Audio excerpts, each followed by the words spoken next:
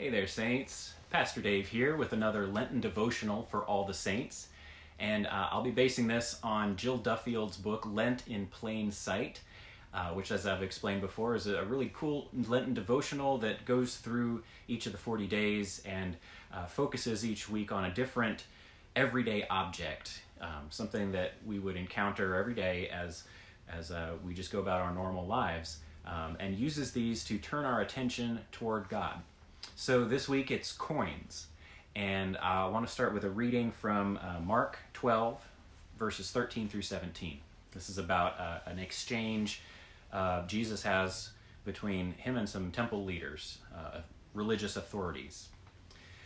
Then they sent some of the Pharisees and the Herodians to Jesus to trap him in his words. When they came, they said to him, "Teacher, we know you are truthful and don't care what anyone thinks, nor do you show partiality, but teach the way of God truthfully. Is it lawful to pay taxes to Caesar or not? Should we pay or shouldn't we?"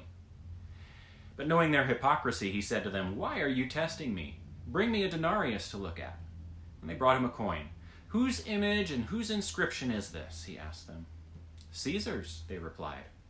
So Jesus told them, "Give to Caesar the things that are Caesar's, and to God the things that are God's." And they were utterly amazed at him. So friends, what we see here is Jesus kind of dealing with a trick question. These disingenuous people come to him and they butter him up, they flatter him, and they try to trap him in this question that has no good answer, no right answer. But what it is ultimately about is what the value of money is and what it says about where we put our allegiance. You know, when the Pharisees and Herodians asked Jesus this question about paying taxes, he asks them, whose image, whose inscription is on the coin that you're using? Caesar's. And you know, if you open up your wallet or you dig in your pocket and you pull out some coins today, whose image would you find on them? You'd see Jefferson, you'd see Washington, you'd see Lincoln, you'd see our former presidents. And what do those represent to us? What do those men represent? Maybe some kind of connection with our history, maybe some of the greater ideals of our nation. Are these people to be worshipped? In Jesus' day, Caesar was expected to be worshipped. Our former presidents, probably not so much. But we do admire them. We do perhaps give allegiance to them.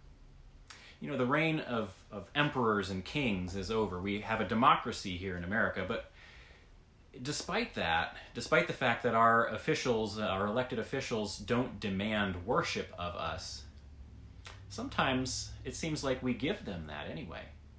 Sometimes our loyalty to a political party or to a certain person can really border religious faith, if not overtake it. We can actually put somebody up on a pedestal where, you know, we wouldn't admit that we were worshiping them, but we think of them as having a special connection or mandate from God, that their platform, their opinions, their ideas are godly and their opponents are not. And so we really do give our allegiance to that person or to that party in a way that I think Jesus might have a problem with. You know, Jesus says in response to these religious leaders, give Caesar what belongs to Caesar and give God what belongs to God. And the reason that they were amazed was that they heard him drawing a distinction, calling a spade and saying, look, Caesar isn't worthy of worship. You can pay the taxes to him, but that's not worship. That's not emperor worship. That's not declaring that Caesar is God.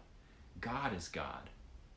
And Caesar's money might belong to him, but you belong to God.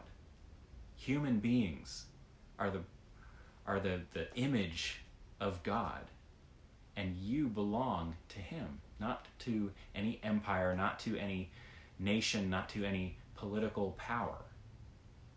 So, are there ways that we should think more deeply about our own allegiances, our own worship?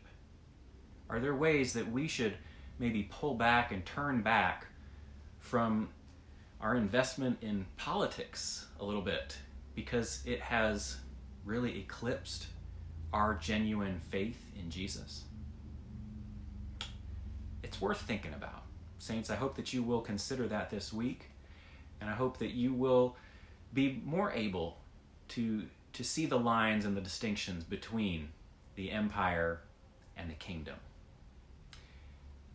Take care, saints. I hope you're doing well, and I will see you again soon.